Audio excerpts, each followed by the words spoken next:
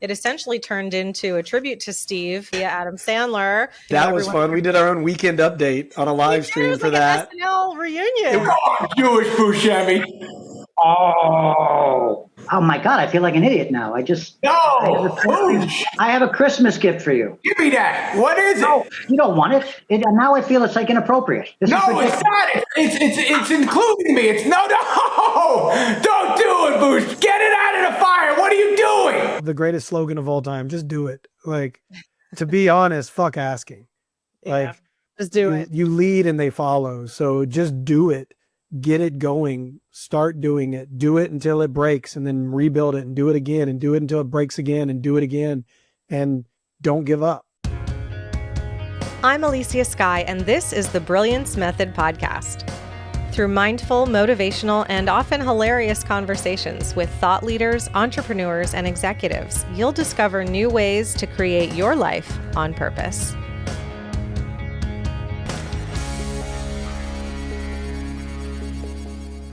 Hello, my friend. Welcome to the Brilliance Method. Today we are hanging out with the co-founder of Tiltify, founder of Campus, chief creative officer of Crush Capital, actor, producer, director, entrepreneur, Brett Claywell, and he graduated from North Carolina State University. He will always remind you he is from North Carolina, with a BA in architecture and a minor in theater. But upon graduation, he quickly found a career in front of the camera, starring for multiple seasons on the hit CW show One Tree Hill. Upon moving to Los Angeles, he continued to be a mainstay over the following decade in films and on TV shows like ABC's One Life to Live and Fox's Dollhouse. Look him up. He is a brilliant badass and a good friend of mine.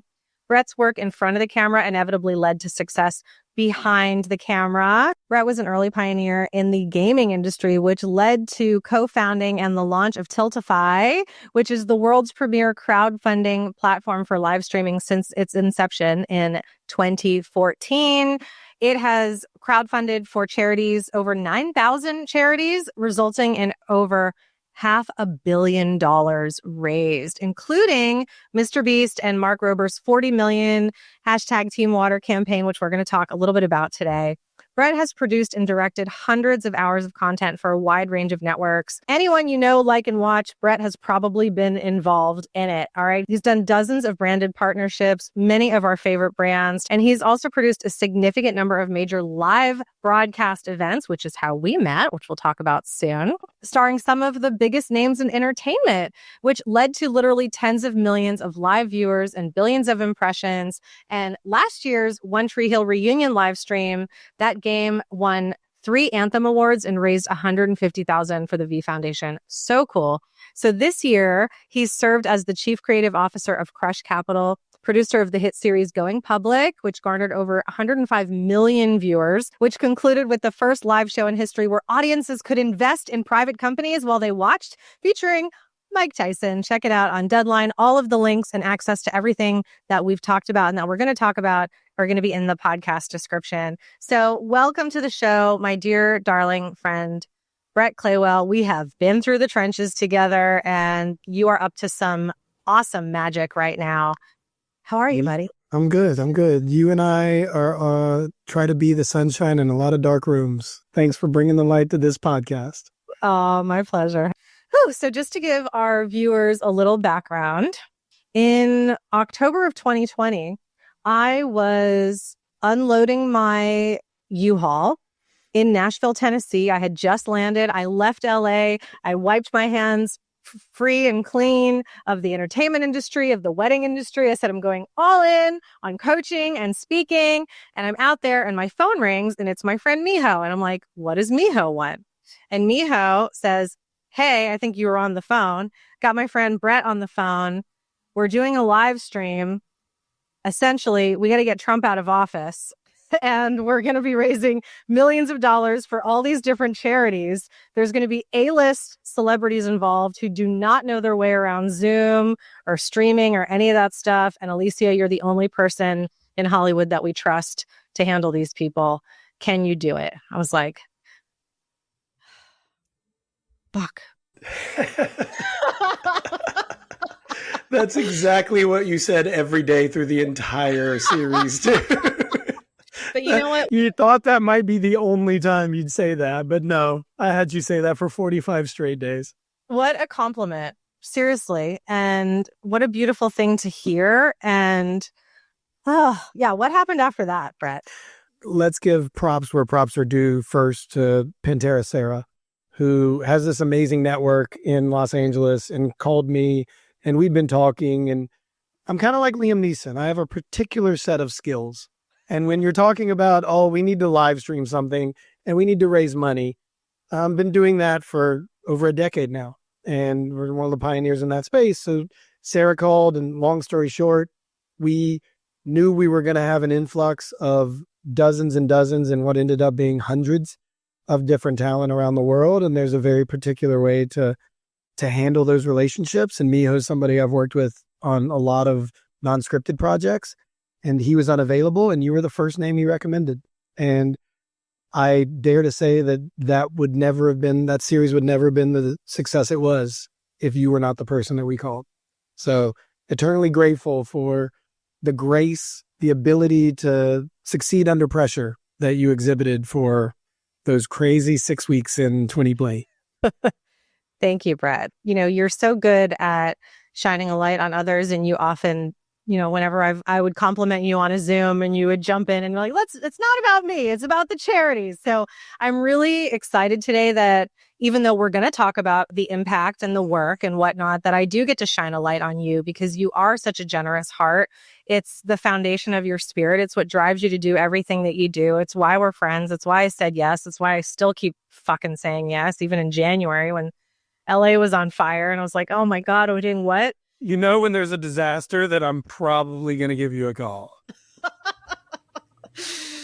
Oh, well, on that note, I'm so grateful to Sarah. And let's talk a little bit about how that whole thing happened. And my impression is Sarah and her team did Princess Bride. That was one of the first live streams that was raising money pre-election time and in 2020. And what a crazy thing that, it's going to go down in history. It's really something people are going to talk about forever. And I wish more people knew about it. So I'm glad we're starting the conversation with this, because so many, not just our crew and all these people and these big hearts like Pantera and Carrie always said, let's do this. But the people who came together and watched it, and the people who were involved, like, it was a movement. We started a movement. I was, I can't say I was at the very start of it, but I helped make it better. And I'm proud of that. And you definitely did. It wouldn't have happened without you. I love being at the forefront of things that where industries are headed, especially my industry of entertainment. Like where, how do we do something that's never been done before? And over the course of those 6 weeks, we absolutely did. It was COVID. Every other production in the world had shut down. Every city was on lockdown, and there's an election. And how do you communicate to people? And again, I do have my own personal political preferences. That's not always part of what I'm trying to accomplish. In this moment, it was. But I think it's, how do we still tell a story and make an impact when people are separated all around the world? So you could do a film on what happened behind the scenes of those 5 script reads. And for all those that don't know, Princess Bride was really successful. It was successful, but it had some moments. I think the next one that happened was Fast Times at Ridgemont High, which was filmed live, but wasn't aired live. They edited it. And it had a lot of great talent, and Shia will go be immortal for his performance in Fast Times. But then Sarah and I started talking. It's like, how do we do this live where the audience can engage? And we had 3 weeks to turn around the first one. And then in the midst of that, we turned it around another one. And then we did rock. So we did, the first one was Daisy Infused. All right. Which we had our own issues, people forgetting pages in their script. But you're still managing 30 different people at 30 different places around the world with a crew from one location. It's live and it's on Zoom. It's prone to a myriad of millions of different problems. And thank God that we found Butcherbird Studios. Shout out to Butcherbird, finding the right production team that understood how to navigate that. And they were brilliant. And again, any single cog in this story that doesn't perform to the greatest of their potential, and it falls apart, right? Sarah bringing in so many great talent who wanted to do something, or sitting in their homes, and weren't active. The first one we did was Dazed and Confused. Spinal Tap was Spinal Tap. Fright Night and Rocky Horror were back. Fright Night and Rocky Horror on back-to-back nights. And here's the power of the surge we created. Rocky Horror was on Halloween 2020. I think somewhere in the range of, you could only watch that if you donated to Democratic Party of Wisconsin. So we had like 50,000 viewers, but it was trending #1 worldwide on Twitter. Which is mind-blowing that on Halloween of 2020, this thing we were doing, and then we did Goonies for charity, and by that we had optimized it, right? Walks into a toilet store, drops his pants and takes a seat, thrusting him up into the ceiling. He falls interior tunnel. Down in the tunnel, all of them realize that something is about to happen. Let's Get out of here! Like, no! A water pipe breaks. And we understood that was the first time you ever could donate to own a prop in real time during watching a live stream. So the first time Josh showed up, you could get his bandana, and like, it was just such a beautiful experience. We were so deep. I mean, those were 18-hour days for 60 straight days. I had a newborn. Right. It was wild. I was buying a house and like crying every day. Yeah. But man, you know, on inauguration night, regardless of your political beliefs, the validation of Jake Tapper on CNN saying it's the most impressive use of Hollywood they've ever seen. And that was like, okay, like, on to the next thing. But I'm really proud of what we did. And there should be a biography of the back end of that, because that was just wild. 200 actors, every man you could imagine, genuinely, even in the smallest bit, changed the world a little bit. I think we did. Yeah, I actually put together a one sheet for a doc, so I'll let you know when we're ready. When I'm finally ready to. I mean, we wanted to make it into a thing, live stream theater series, right? And we do every famous movie. So hey, whoever's out there watching, you want to greenlight a new series? We did 5 of them. Cheers. Let's do a few more. Well, and I want to give you props too, because when we were talking about how do we engage, how do we make this different, right? And you were one of the pioneers that said, let's actually make this better than people watching a Zoom. People are starting to get Zoom fatigue, you know, and even like SNL was broadcasting on Zoom or something similar. And you had this idea to make it dynamic in a way where, like in Fright Night, right? Mark Hamill reaches out with the holy water, and then Chris Sarandon takes it, right? And then those little moments like that. Yeah, it was the hand off screen, and then you grab it.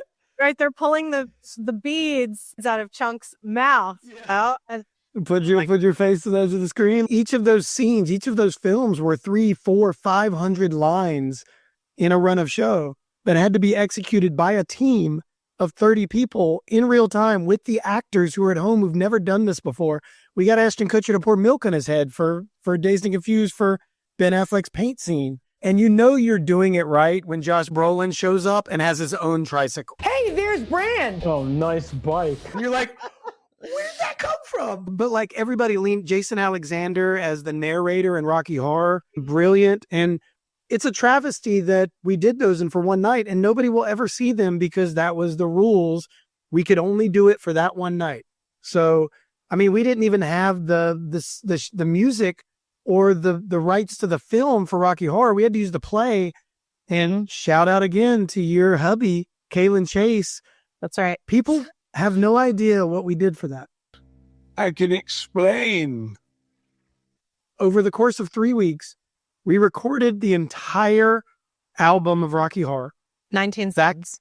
How many? 19?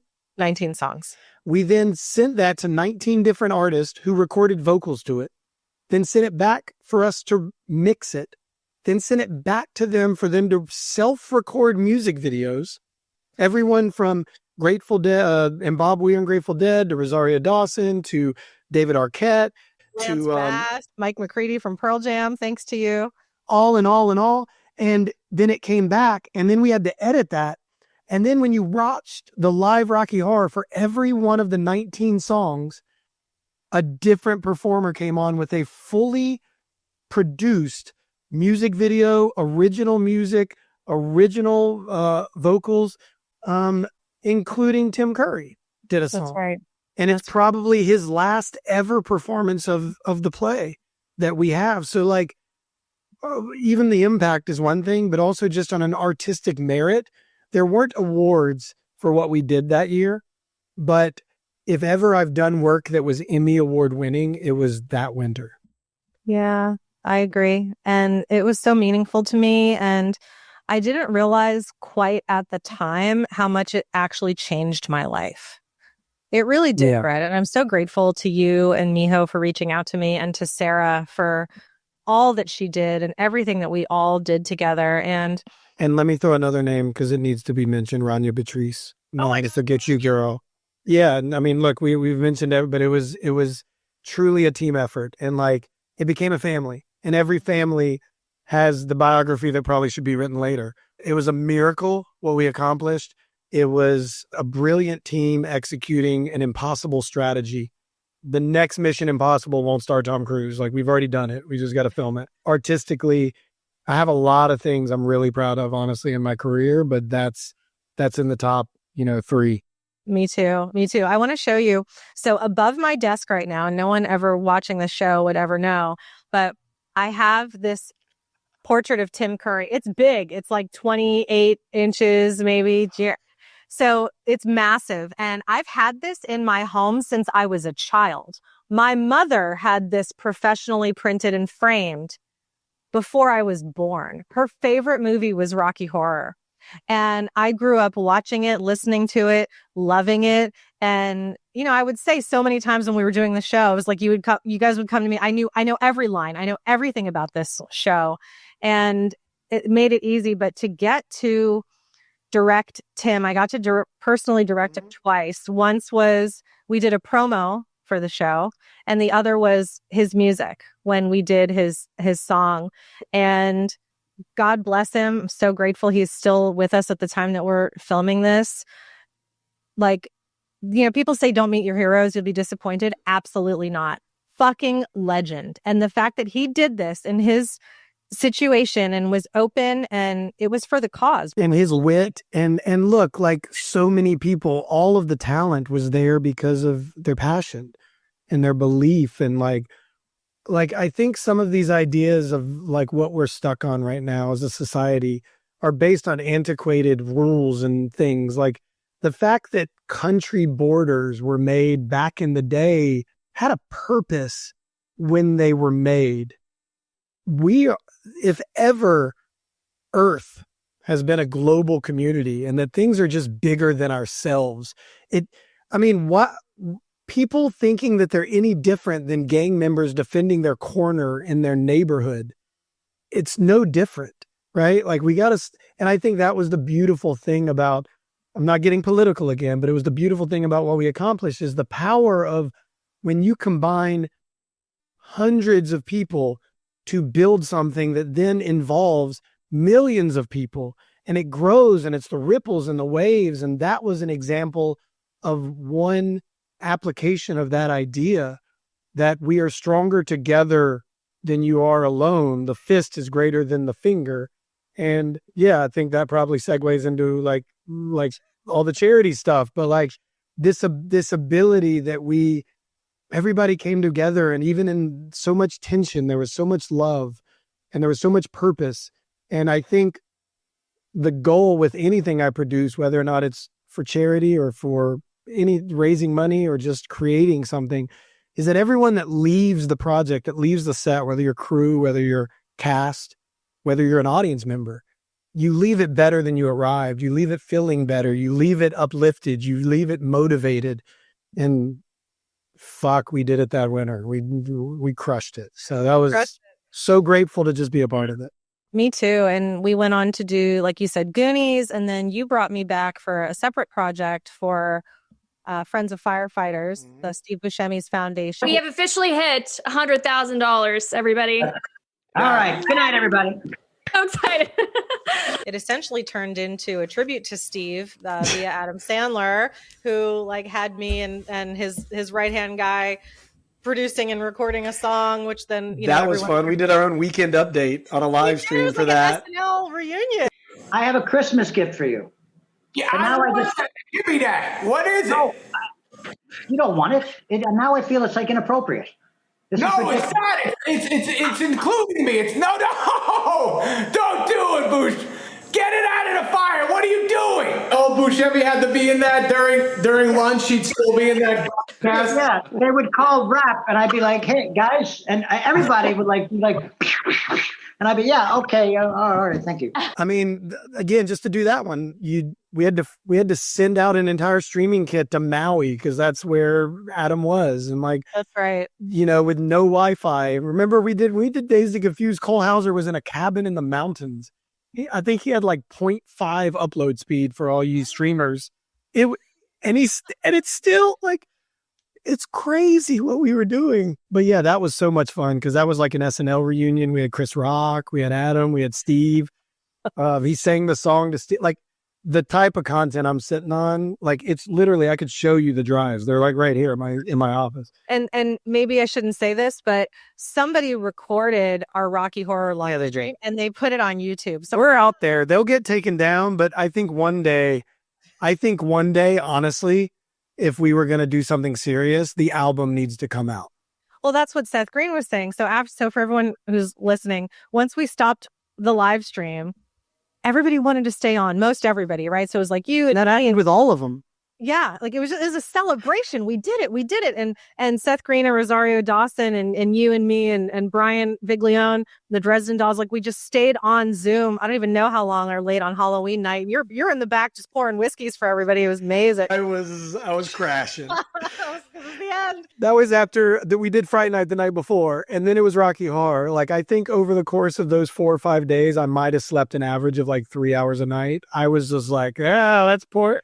Was 0. Yeah. Was that? I think I hadn't quite turned 40 yet. And I got all my gray hairs that month. So I was like, okay, now I love them and I nurture them. But this one's named Rocky Horror. This one's named Spinal Tap. This one's named House Party, which we didn't even talk about. Let's not even get to House Party. But that one would have been the best one. Oh my God. I remember. Do House Party, y'all. What happened? It was so. But there's so many films that would translate to this. Yeah. And anyway, those were amazing times and a miracle that we pulled it off. I mean, I remember, I think it was right before Goonies. It was about 30 seconds before we went live. The entire system almost crashed, like froze. So you guys, even where you're from, you don't even know what we are. But actually I have the rehearsals recorded. So like the rehearsals were really funny because that was the first reunion.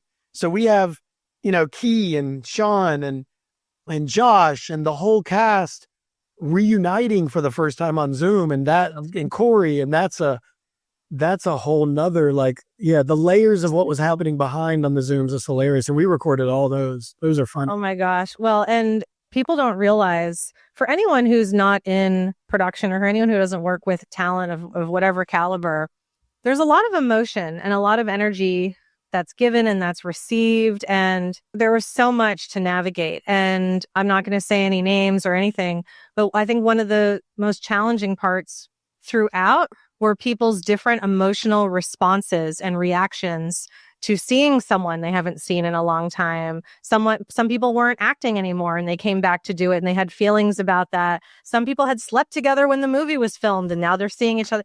You know how many therapy coaching sessions I gave? I know what I don't know. And there's a reason I don't know because I didn't ask, because I've done it. And I'm like, nope, Elysia, you got this. And that's why you were perfect for this, because that is what producing is. That is what directing is. These are the lessons I've learned later in my career that I wish I had younger in my career when I had a huge, huge opportunities. There's a parallel universe where you know me differently. And the things that I learned from being behind the camera are so valuable. And I think that's what you'd say to any young actor. Get behind the camera more. Understand the other roles. Understand your role. Because I think in front of camera, I tended to get caught up in the wrong conversations and taking responsibility, focus on the wrong things. And I think what I've learned, why I'm better behind the camera and why my career has blossomed here in whatever way, entrepreneurially or whatever, is that the empathy and the loss of self in terms of being the priority in my head has been able to shift out of necessity for the job that I'm responsible for. Where I think in front of the camera, it made me more narcissistic than I'm supposed to be. And I've learned that. And that's why, yeah, like these jobs, you're always navigating a human being. And that human being has a job to do. And that human being comes to set with their day. And you don't know what people are going through. And I think the difference with what we did is normally when you're paying somebody to show up on set, it's different. Everybody came to us voluntarily. And so they were there as a favor. Yeah. And they were all giving us a great favor. And that brought a different set of responsibilities to us. And I think you're wonderful. And you navigated that both with talent and also with us producers. So you were just perfectly placed, and we were blessed to have you. Oh, thank you, sweetie. Well, one thing I want to say about all of that before we move on. Now that you know what you know and what you would have taught young, egoic Brett, I would bet makes you an even more amazing actor now than it ever was. More grateful, more present, more of a brilliant co-star and performer. So anyone of my friends and audience who's listening and watching, if you're looking for talent, knock on Brett's door and see if he's available and interested, because he's going to fucking kill it. I think that's one thing of the past 15 years that there's been the ups and downs, and it's been a struggle, and it's been clawing, it's water carving through rock is what it feels like sometimes, is that I haven't had an agent or a manager in 15 years. I felt like at a point in my career when I was acting, I mean, the last role was One Life to Live. And then there's a whole story there with the GLAAD Award and with the role at the time period it was. That's in the top 3 of things I'm most proud of. But there was a period where I felt like, and this might have been ego or it might have been accurate, that like I went to school for architecture. I have a certain level of intelligence that I can speak for myself. And I wasn't really allowed to at that point in my career as pre-social media. In hindsight, there's, regrets. I wouldn't say regrets, but there's decisions I'm like, ugh, like when social media exploded, it changed the power that you had as in front of camera talent. When I was in front of camera, you didn't have much power. You had no medium. There was no way to quantify your value that you do now when you look at numbers or however you want, whether or not that's accurate or not. So I think that's one thing I'm most proud of is I've accomplished what I've accomplished without representation in this industry, which is so representation heavy. It is very, very hard to do things on your own. I wouldn't wish it on anyone, but now that I've done it, I have a skill set and I have the ability that I didn't have before. I've learned how to deal with brands and bring brands on. I've learned how to pitch things. I've learned how to build decks. I've learned how to sell. I've learned how to direct. I've learned how to produce. I've learned how to show run. All of this by myself. So the one thing I'd say to you is like, if there is still an unwritten story of me in front of camera. And I know that. And I've booked things in the last few years that I didn't end up on set for, but I know I can put something on tape and book it. And I'm a way better actor than I ever was because I'm more seasoned. I used to be table salt and now I'm Lowry's. There's a reason when I was a DJ, my name was DJ Ritz because I was the cracker with the most flavor. Don't get me started. But so if I had the right representation, would that be napalm? Absolutely. But I think the confidence in knowing you can do it by yourself is invaluable. And those are kind of the lessons I teach my children now. If you fall, you will not see me run over to my kid and be like, are you okay? If my kid's really hurt, I absolutely will. My son broke his leg when he was 10 months old. We dealt with that. If my son scrapes his knee, he's going to pick himself up. And it's not because I'm being harsh. It's because that's the world we live in. And the ability to pick myself up over the last 15 years and be where I am is I'm incredibly proud of that. Good. You should be. Follow Brett. Check out his socials. We're not done. We have so much more to talk about here. So tell me about Brett and I have so much more to share, but I want to remind you to check out patreon.com/The Brilliance Method for the extended cut of this episode and some additional clips of the live streams that we've been talking about. Back to the show. So tell me about the campaign that's happening at the time that this episode airs with MrBeast. And if you're watching this later or many months or years in the future, you can always go back to Tiltify or Brett's socials and see what he's up to now. But what's happening that people can get involved with right now? I'm so excited to watch. The Tiltify team has been, the company has been growing leaps and bounds year over year. Last month was a lot of people know about Ryan Trahan. He's a YouTuber. He did a 50 days in 50 states campaign where he traveled across the country and was doing a video every day in a different state. Had $1 million goal, ended up raising $11.5 million for St. Jude over the course of the month. Everybody from Starbucks to Kia to Shopify donated hundreds of thousands of dollars. It was, the brands that got involved were insane. Like, this is the new model. Michael and Mark, the other two co-founders, Michael's the CEO, Mark's the CTO. They've run with it since I left in 2016, and they've scaled this into just most impactful crowdfunding platform in the world. It raises more money per donor than any platform that exists. Trahan did that last month, and then this month we were so excited on August 1st. MrBeast launched a $40 million Team Water campaign with Mark Rober. He's streaming on Thursday. He's going to raise $5 million, and he's not stopping streaming until he's finished. And they're going to absolutely reach their goal. I imagine this is what like toy makers feel like, or, the right, like what Tolkien, felt, or what, like you create something and then you see it blossom in the hands of others. And I think that's what we did with Tiltify in the beginning. Our first ever stream was major stream to raise $100,000 was in 2015. We did that with a laptop and webcams, and it was Game for Paul when Paul Walker passed away. So Reach Out Worldwide, Paul started when he was still here with us and was doing it secretly to as a disaster relief organization. And when he passed, it was a way to carry his legacy. And so we worked with them, and that's how we launched it in 2014 and raised over $100,000 with Tyrese and Michelle, just to see how far it's grown to now be raising $40 million in a single month, and which is on track to be the greatest single platform charity fundraising campaign in history.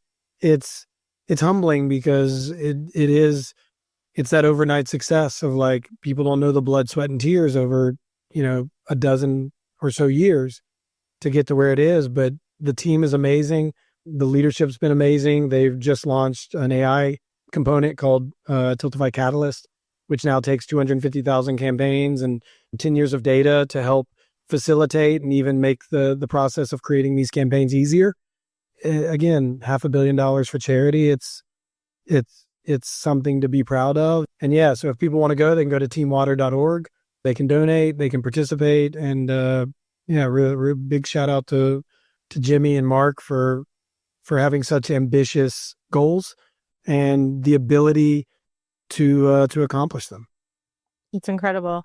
And in addition to what Brett's talking about here today, if you go to LinkedIn and you look up Michael Wasserman or you look up Izzy Stroud, look at what they're posting on LinkedIn. And they're especially, I'm loving what Izzy's been posting about the power of social media in crowdfunding and raising money for these types of things. And like, it's all connected, and people think, okay, well, I want to make an impact. I want to make a difference. Who am I? I'm just one person. Maybe I want to be famous on TikTok or YouTube or have a great podcast, but like, how am I really helping the world? And when we look at that ikigai inside of us, our true purpose, and we feel any sense of lack or sadness or depression or even scarcity or self-judgment, what's usually going on is we're not feeling connected to our purpose. We're not feeling like we're contributing anything. And if anyone is really feeling like a sack of shit and you just need a kick and you got to get over yourself, go do something good or put your dollars to something good. And if you don't have dollars, go online and share these campaigns. And that does make a huge difference. Like, Brett, you're going to live to 100. I doubt it. Let's just say, I'm counterbalancing that with bad decisions throughout my whole life.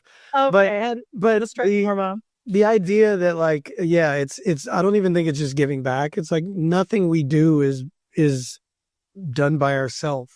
Even if you accomplish your goals and you take responsibility for that and you do the work, we all, like, somebody gave birth to all of us, right? Like, even our existence is with gratitude to someone else who gave it to us, and we're all connected. I don't know if you saw this report about how humans have been discovered to communicate electrically, even up to over 10,000 miles away to each other. Like, you know that we all are touching the molecules between us, the air molecules. We all are in the same space. We all are symbiotic. So there are, like, yes, I need to survive. Yes, my family needs to survive. Yes, we need things. And there is, the self is part of the conversation and part of the journey. But I think I always look at it like I would choose to succeed when rising tides raise all ships. I would choose to succeed by benefiting the world around me. And that's just a choice. But I think that fulfillment is greater than any other fulfillment I could ever receive in my life. It's like, it's not just leaving a footprint. It's how deep is the footprint you leave. That's it. I can't drop this. I can't drop it, but I can just dip it down. Mike, That's his Yeti, for those of you who are listening. On that note, I'm going to pull a card for us and for Brett, because we're talking about energy and the connection and the symbiosis of all of it. So, Brett, I just want you to tune into your heart and just breathe peace and gratitude as you do, releasing any stress from your body. And everyone who's listening or watching, I want you to do the same thing. And we're going to pull a card or two. My wife is going to be so happy you're doing this, because you are probably the first person who's ever, I've done it with her a few times.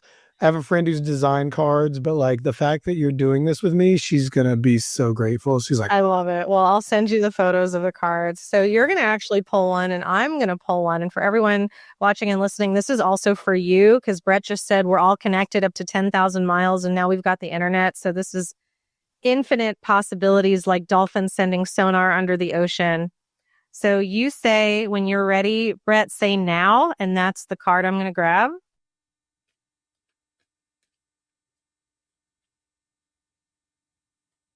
now. I'm I almost wanted to let you just keep going forever. And going to pick it. I'm going to pick the second one. okay. Ha ha ha. All right. So these are healing cards. All right. So the one that Brett just picked, deep replenishment, retreat, rest, be held. This is something that's difficult to do in the middle of a campaign or in the middle of any great mission, right? But when we do get to rest, when we do get to retreat, when we do get to pause and be present, like how many times we'd be in the middle of something and Brett, you'd be like, hey, I'm going to go be a present father. I'm going to go swim with the kids. I can do the Zoom at this time, right?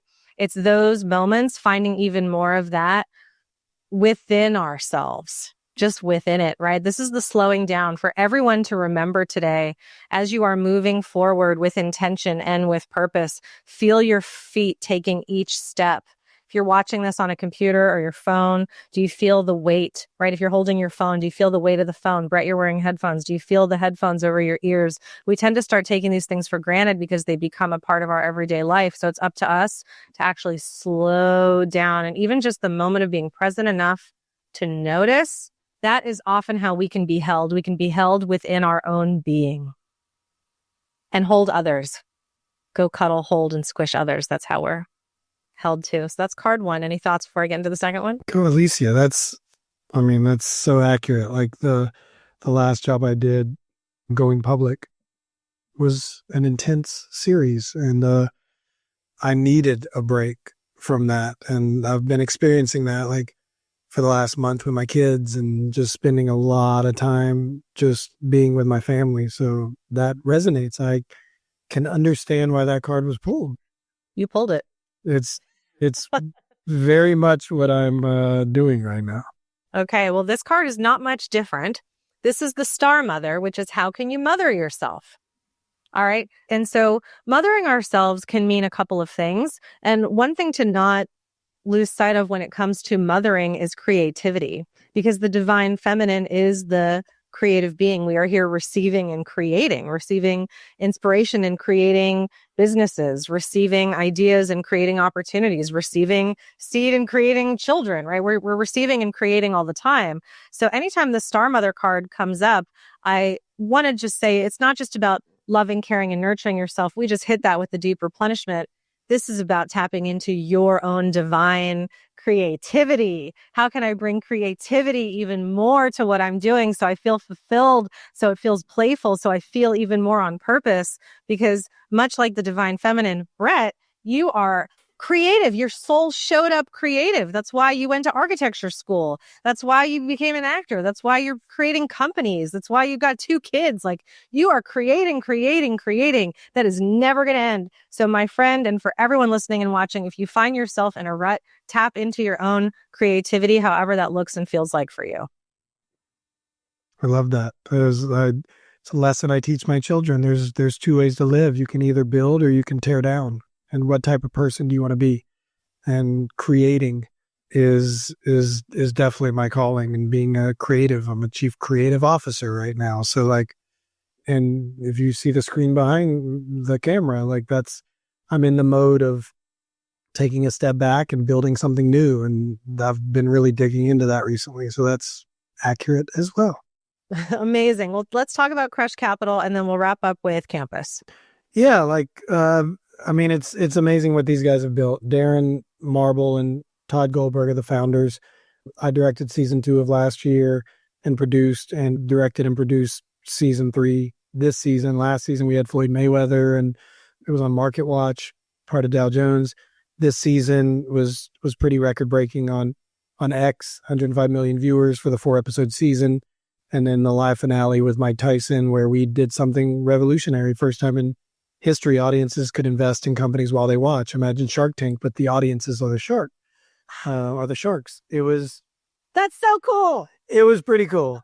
And there's a recent announcement. I'm sure you'll put the Deadline article up, but Paradigm is now representing Crush Capital, and I'm really excited to see how we can scale that concept. We had to, prove the model.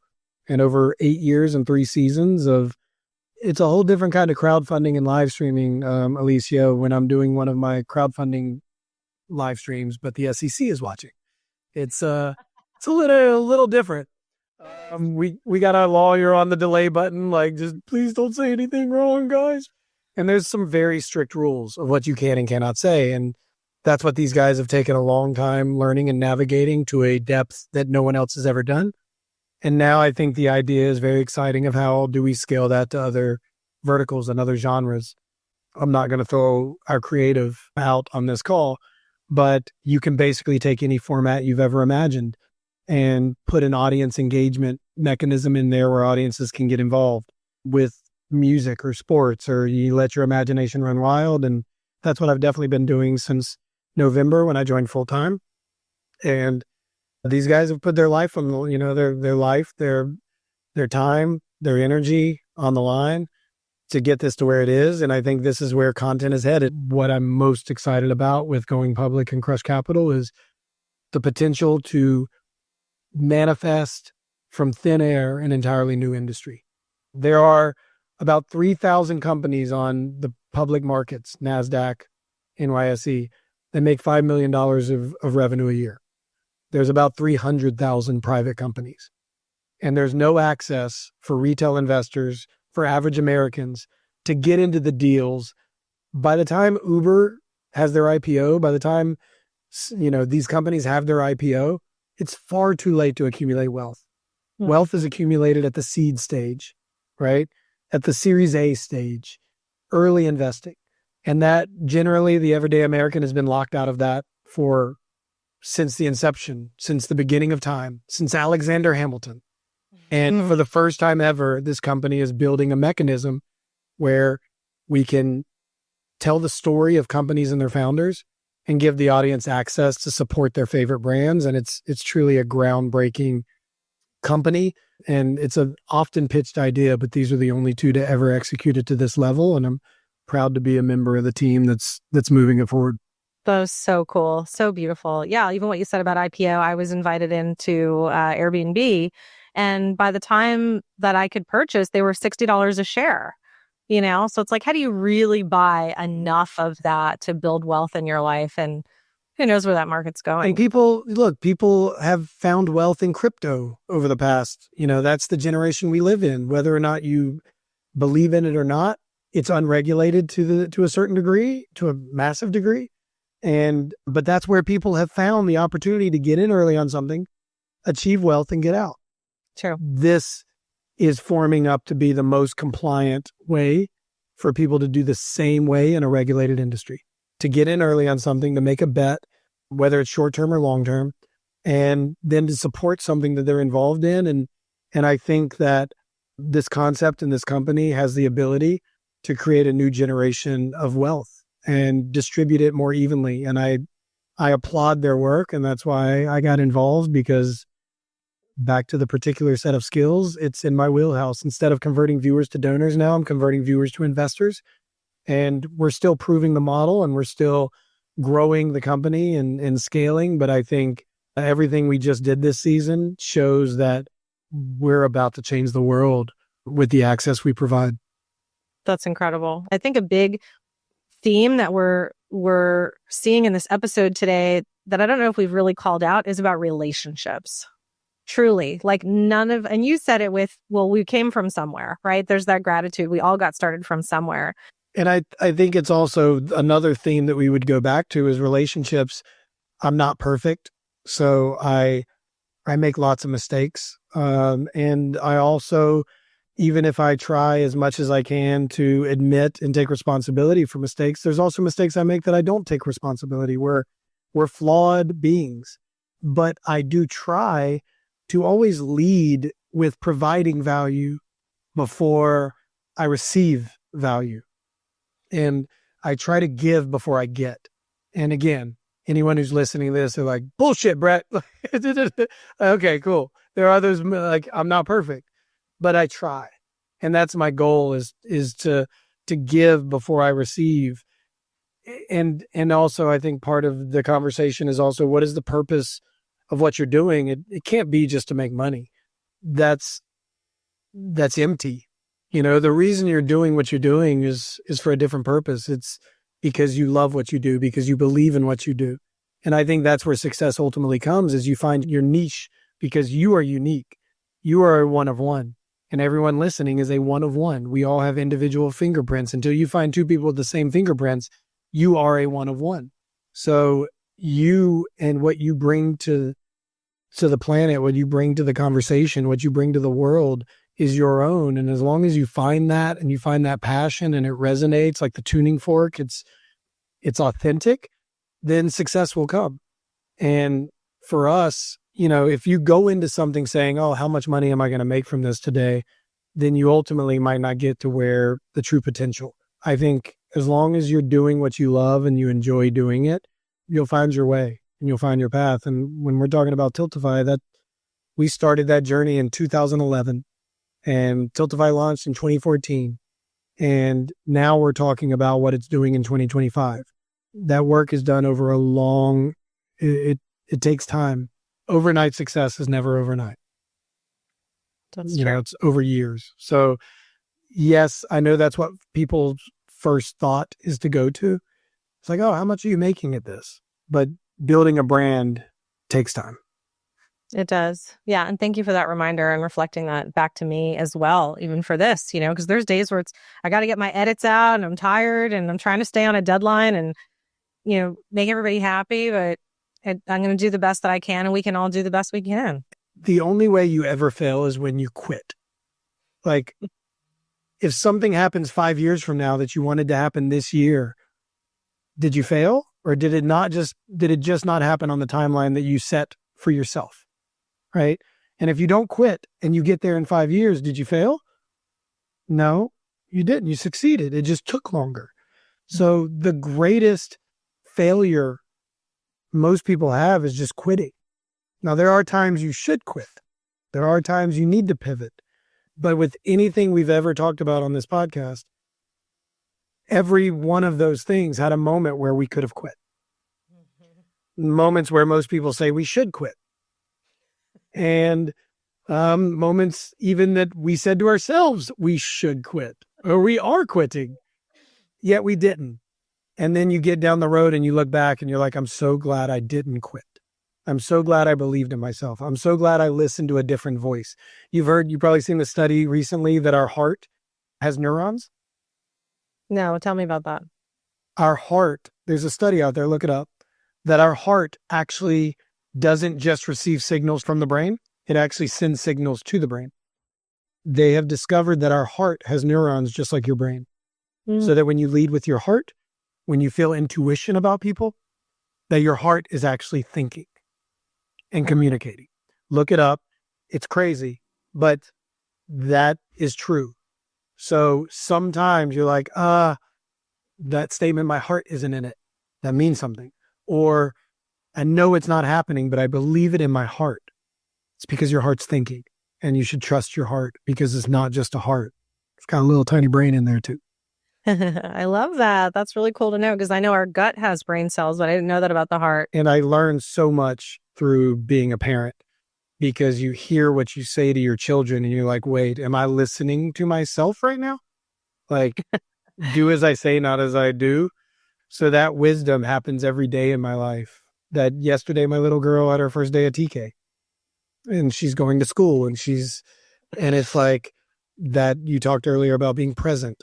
And the ability to be, the decision to be present in every moment and be grateful. And like, yes, would I enjoy to be some of my friends who I've seen explode and have wonderful careers in front of camera and who I'm incredibly proud of for what they're doing? Yes, there's a part of me that would always love to have that experience because acting was therapy to me. And I know that I'm better now than I ever was, but that's also the ego talking. Of like what I could be or what I could do and what I could accomplish and how good I could be and I could do that versus who I am and what I am doing and being proud and grateful for the experience I'm having because we say this all the time, if I had had that life, I never would have met my wife. If I had had that life, I never would have the 2 children I have and the family I have, which ultimately is the greatest accomplishment I've ever had. I'm proud of what we're building and it's a startup. I was about to post on LinkedIn, like a picture of my daughter going to school, and it's a LinkedIn post because it's a shout out to all the parents out there who are launching their startup this week, who all their kids are going to school. Like our COVID babies are going to school. My son starts kindergarten tomorrow. So we're launching little startups and that's its own journey. So yeah, I think, look, this, and that's why you have your podcast is gratitude and being present and understanding the life you're given and the blessing that is and that every day is. So yeah, you're exactly where you're supposed to be, Elysia. And I'm super grateful to have been in this conversation with you because I don't have enough of these in my own life. I'm running too fast and the treadmill's spinning too quickly to slow down and breathe. And evidently with the 2 cards you pulled, I need to breathe a little more. That's right. Okay, so before we wrap up, I love what you're creating with Campus, and I want everybody to know what this is and what this idea is, because as it comes to fruition, people are going to want to be a part of this. You worked with me when I ran a company called Humble House. Vowels. Why do you hate vowels so much? It's fair. It's fair. I think it was done in honor. Campus was done in honor. It's CMPS. It was done in honor of Humble, which was HMBO. For Humble House, I took out the U and the E because it wasn't about you and me. It was about the greater good. So Humble House was an impact-driven content production company. So that's what we did all the live script reads through.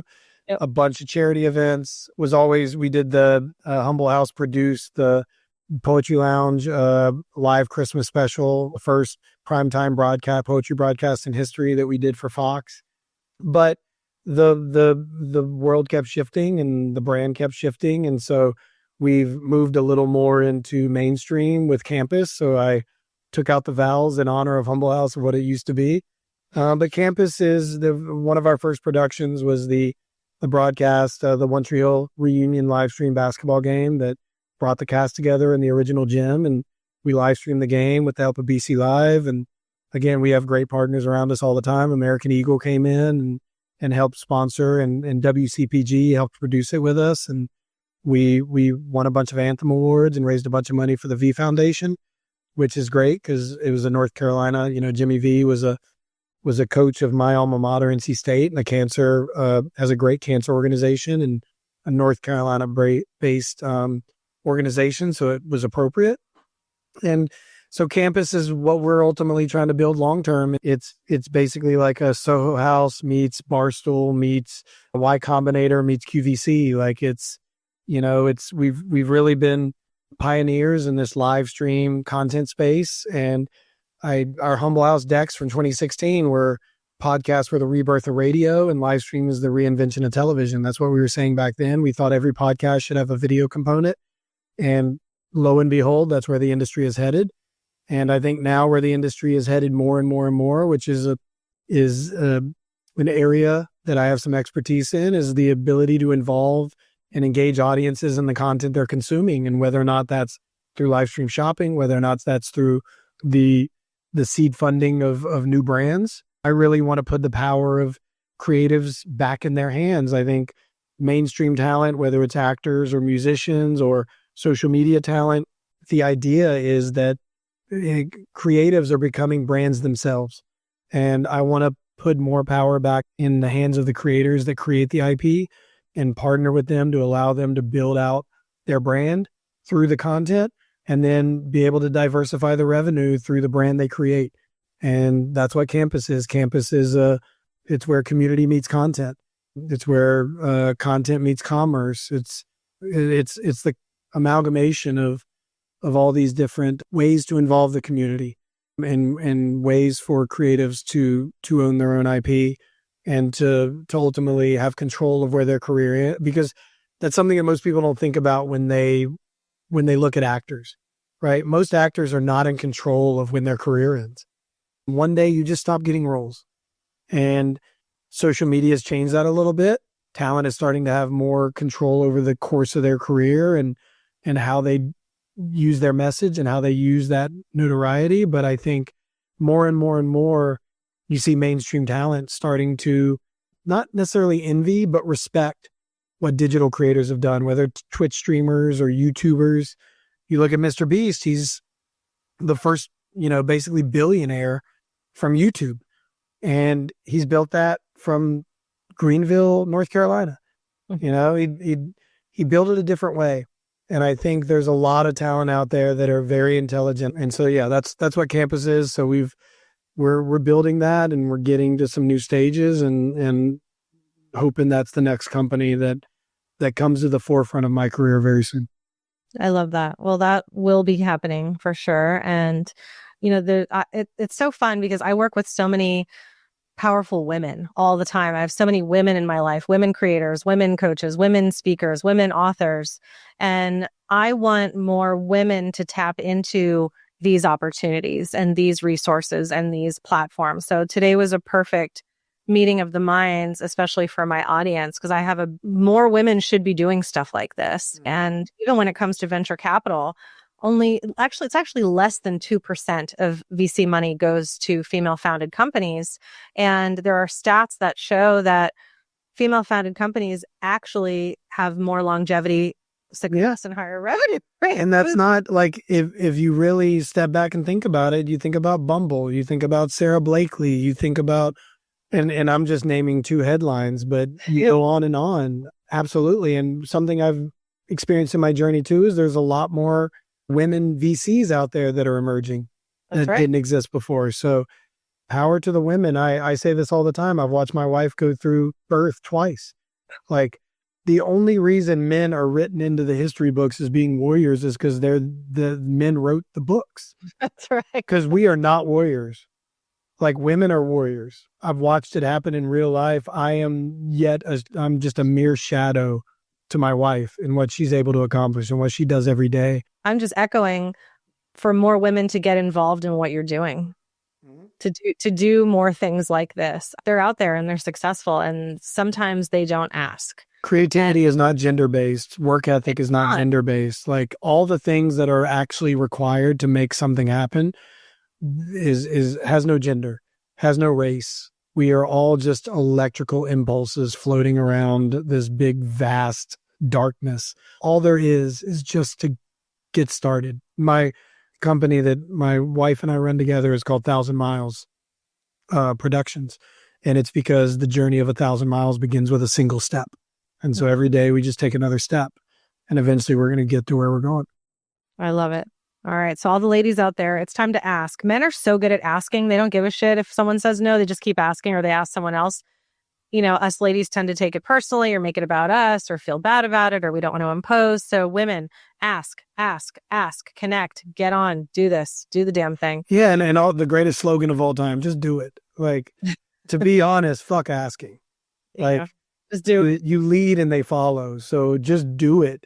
Get it going. Start doing it. Do it until it breaks and then rebuild it and do it again and do it until it breaks again and do it again. And don't give up. And you know, go back to the V Foundation and the One Trio. Like, don't give up. Don't ever give up. That's what he said.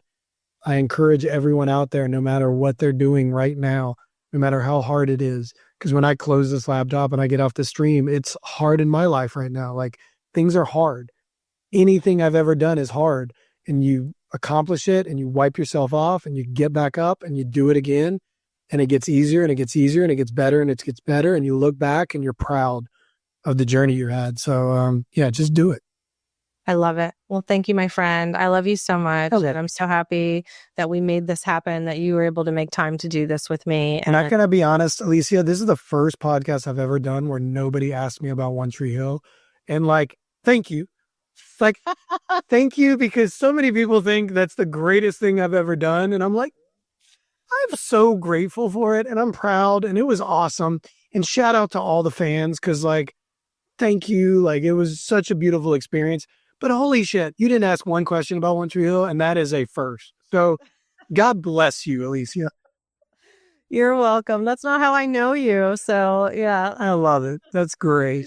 Oh, that's so funny. So funny. All right, my love. Well, we'll talk soon. For everyone, again, get involved. Look at the links in the description here below. Stay in touch with Brad. Connect with him, Instagram and LinkedIn. And we'll talk soon. This or something greater. Awesome. Thanks. You're welcome. Be sure to leave a comment, 5 stars, and don't forget to follow or subscribe.